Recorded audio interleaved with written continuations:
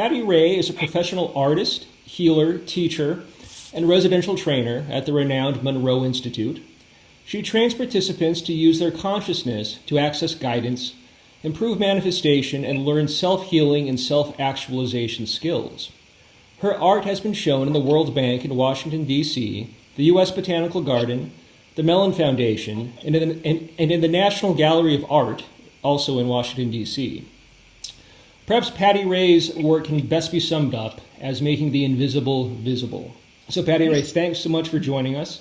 First of all, let me say that I'm really honored to be with you and to be working with Hemi-Sync, and not only currently, but in all the years, it's a dream come true, to be honest with you.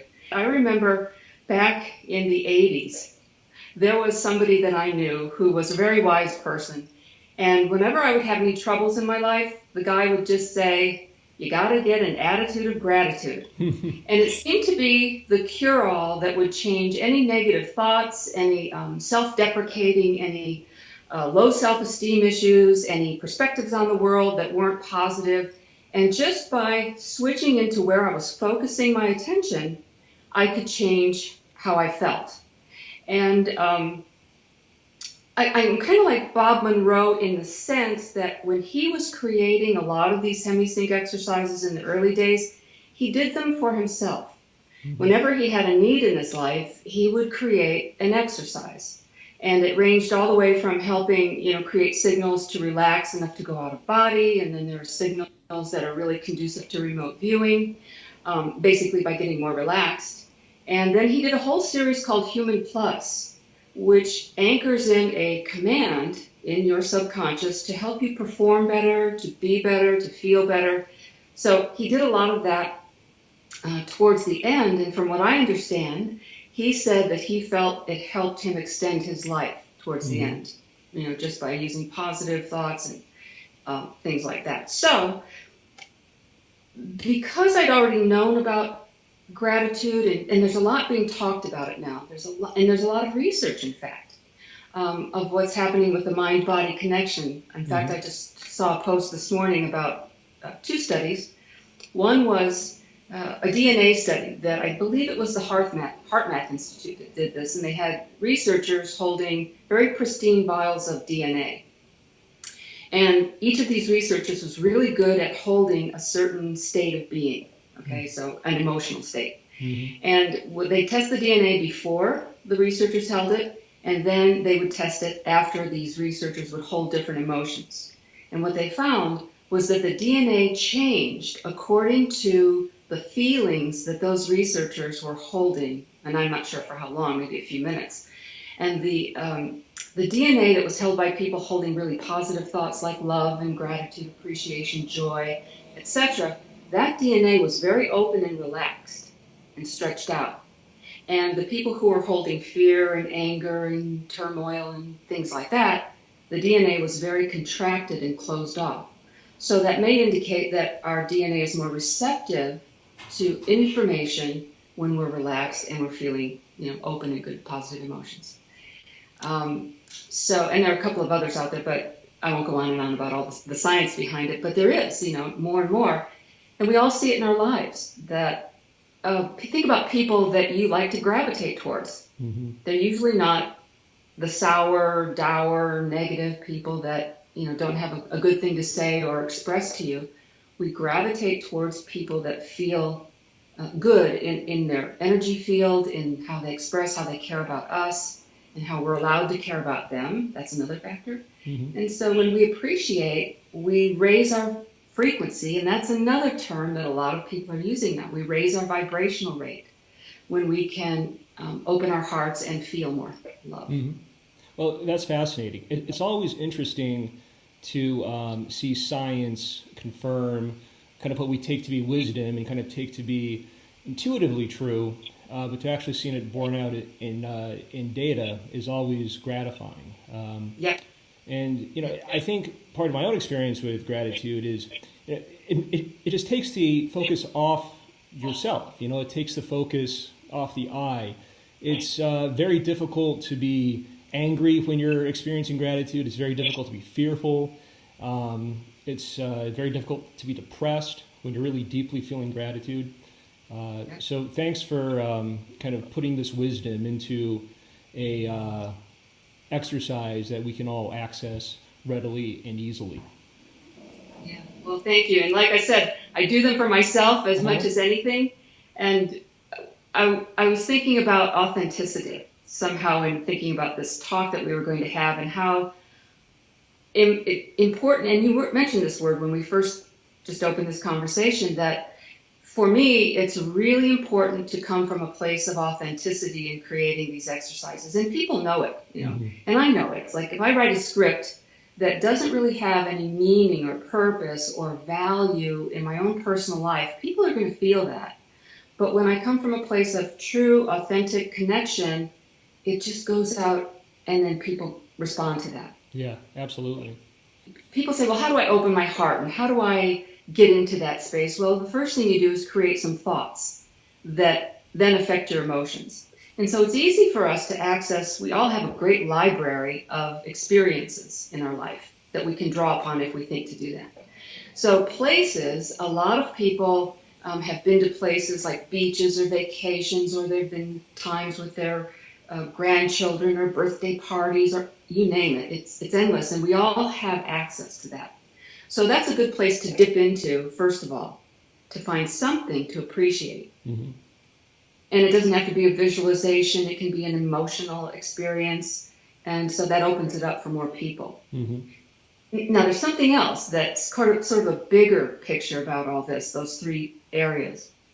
I've been very interested in the idea of expansion, contraction, and stasis as a movement of the universe. And I think I learned this in the Barbara Brennan School many years ago because I'm an energy healer and spent about 8 years there, that it seems to be, okay, so stasis is a state of being, actually, or it can be a movement in our lives where we're just pausing and we're integrating what we may have just experienced in an expansion state, and it prepares us to go inward.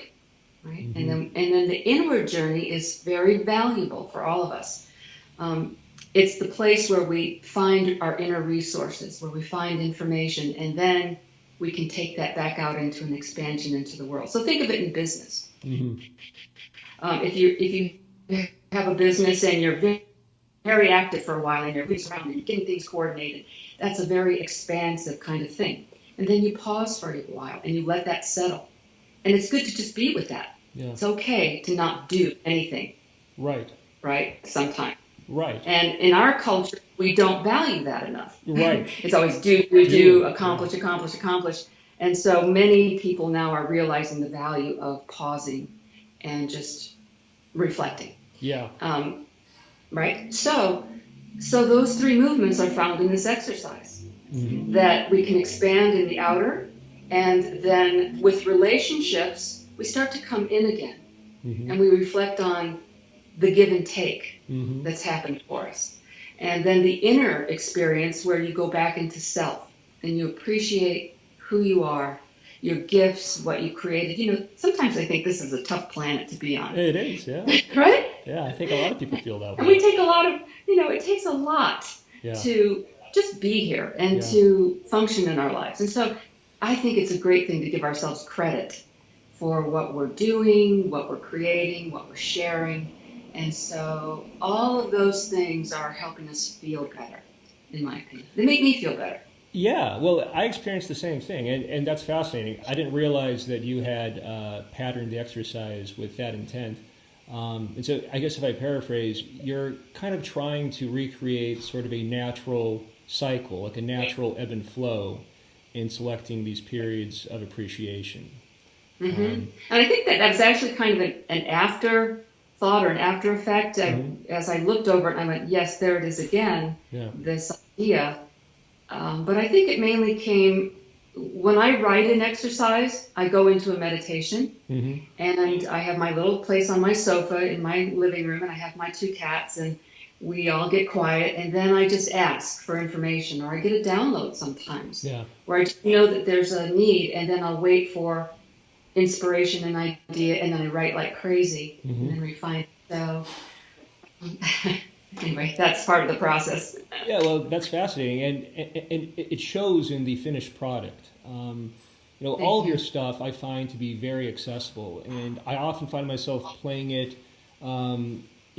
Yes, for people that have been doing this type of work for a very long time, but especially I think for people that are new to meditation, new to expanded states of consciousness, new to doing inner work. What is it, do you think, about your stuff that is so accessible for people? Hmm. Oh, well.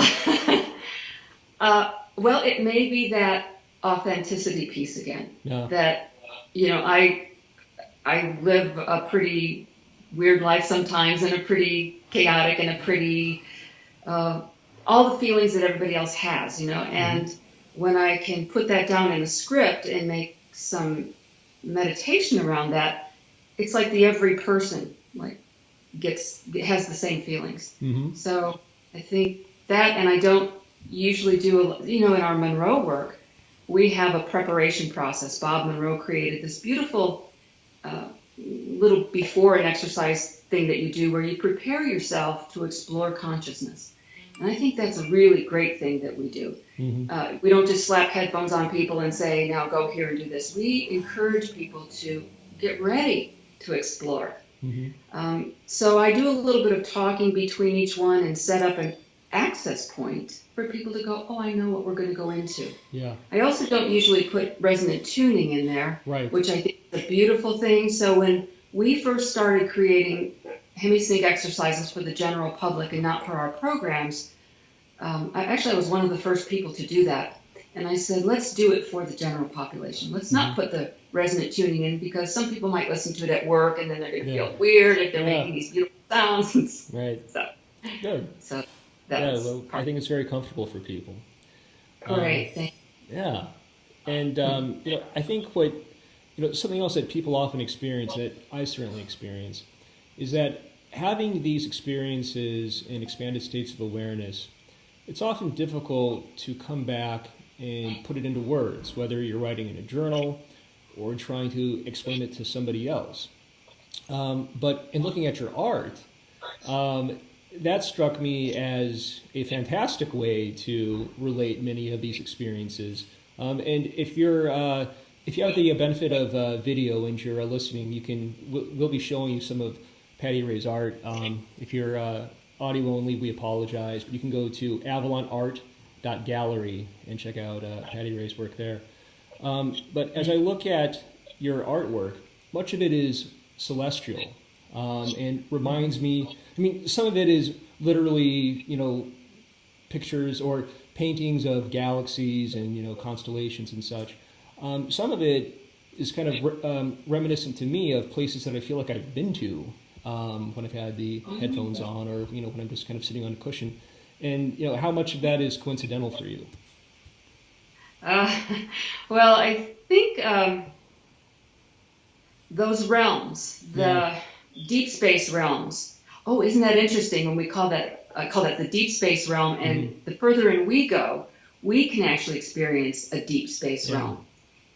I know when William Buhlman talks about the out-of-body experience, he said it's not an out-of-body, it's an inner experience. Right. Remember, Terence McKenna once said, the deeper in you go, the bigger it gets. Yeah. So this could be kind of a metaphor for expanding out and coming back in again. And the stars and all of the creations that we get to see now, thanks to Hubble and Voyager and the space scientists, are showing us more about who we are, really, because all of those nebulae and all the stars and galaxies are created from the basic elements that we're created from. Yeah, stardust. And so that's where we were born, ultimately. Yeah. And I think appreciating that everybody I know who sees these incredible images from Hubble has a place of awe where we just, our breaths go, we become breathless for a moment. Yeah. Just with the appreciation again and the magnitude of the beauty and the grandness. And when I look either inward or outward, I I forget myself again. Like Yeah. you brought that up earlier, getting out of self is so good for me spiritually and in many different levels. Mm-hmm. Getting out of self. Mm-hmm. Beautiful. And I've also done, well, here's a little tidbit. When I was a child, I went to parochial schools. Okay. And so we had to go to mass every day, and they gave us holy cards. So who knows? They were all speaking Latin. I had no idea what they were saying, but I would just look at these little holy cards, and they were all clouds and angels. And so there's some deep imprint somewhere in my memory of angelic, cloud, celestial, astral. Yeah. And now for the last 6 years, I've been assisting William Buhlman in his out-of-body class. So that's all about the astral exploration. Yeah. It's just, to me, so interesting how it starts to tie together and Right. interweave. Don't you find that in your own life when Absolutely. you look? I mean, Yes, somewhere inside we kind of know and we remember. And I think one of the great joys of doing this work is making that recollection real for us. Reconnecting with Source, reconnecting with our expanded sense of self, our authentic self. And so that's, I think, kind of what we try to do with all of our exercises that we put out. yes. Yeah. Yeah, and one of the things I think, what you just said, what we really do in this work, you and I and people in Hemi-Sync land in Monroe, we help return people to themselves. Mm-hmm. There's no gurus, there's no dogma. The work is about helping you return to yourself in the best possible way. Yeah. And that's honorable work. It's a tremendous honor to do it. Yeah, it really is. And so, in sort of keeping with this idea of returning to what's authentic and returning to what's true, what have you known to be true that very few people might agree with? This is a question that I'm starting to ask people every time, just because it returns some great stuff. Wow. Yeah. What do I think is true? Yeah, well, what have you learned to be true that maybe very few people would agree with? That change is great. Yeah. Yeah. Change is great. Yeah. And it's funny because in all the years that I've taught and a lot of people I know, and I bring up the topic of, things could change or things might change. Funny how many people are not open to embracing change. Yeah.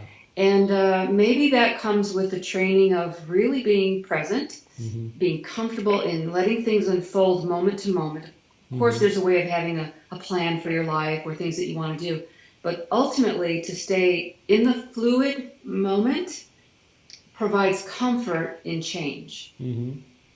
So yeah, that's a good one. I mean, people really do, I think, consciously or unconsciously perceive change as a real threat. But, I think what we find, again, in doing this work is that the underlying nature of reality is constant change and rapid change. And, we have to be kind of malleable and exactly in response to that change, I guess. Yes. So And I think it's what a lot of us signed up for when we came to experience, It's like, this is the place where change happens. Right. Whether we know it or not. But yeah. Yeah. So what is next for you now, Patty Ray? Are there more albums in the pipeline for you? Do you have other projects going on? Well, I have a couple of ideas about vibration and frequency as far as recordings go, but I need to investigate it just a little bit more. Like I said, it has to come from a place of really knowing the material from a personal level before I can bring it out, and it's getting very close. So that's an area. And we just finished an online course on developing intuition. Yeah. You may have heard about that through the Monroe Institute, and GlideWIng. And the feedback was very positive, and so I'd like to do another online course. Yeah. Not quite sure what the topic will be, but I've got a couple ideas. They may be based on some of the things we've done with Hemi-Sync, since we already have some audio exercises. Good topic. There's one on creativity that we've done with Hemi-Sync. Yeah. Positively Ageless, which was my first CD series that I created for your company. And still very popular. Yeah, and people use it for many different things besides just trying to age differently. Right. People who are remote viewers tell me they use it before they go to bed at night because it clears the slate, so they can do better remote viewing. People have used it for their own personal healing. It was just kind of a surprise. I was in my 50s then, and I wanted to create something that, once again, I could use, right, and baby boomers could use. So there it happened. Yeah. Well, that's a fantastic piece, and it's a good reminder that the actual possible applications for a lot of these exercises go beyond just the ones that they were kind of originally prescribed for. But yeah, that sounds very interesting, and we'll look forward eagerly to your upcoming ventures. Well, thank you. And thank you for all your support, that you are giving us, and for the online course. It's just been a really beautiful experience. And I know so many of us in Hemi-Sync land, in the conscious land, are really delighted that you are now at the helm. Oh, gosh, and thanks. we have great appreciation for what's come before. But I suspect you're the person to take us into the future and let's hope provide so. a lot. Yeah. Yay. You definitely don't want to be the guy that screwed up Hemi-Sync. So let's definitely hope so. You'll be great. Thanks so much, Patty Ray. Thanks for recording the gratitude experience with us, and we'll look forward to more great stuff from you in the future. Okay, great, Garrett. It was really great talking to you. And thanks everyone for tuning in. Bye-bye. Bye.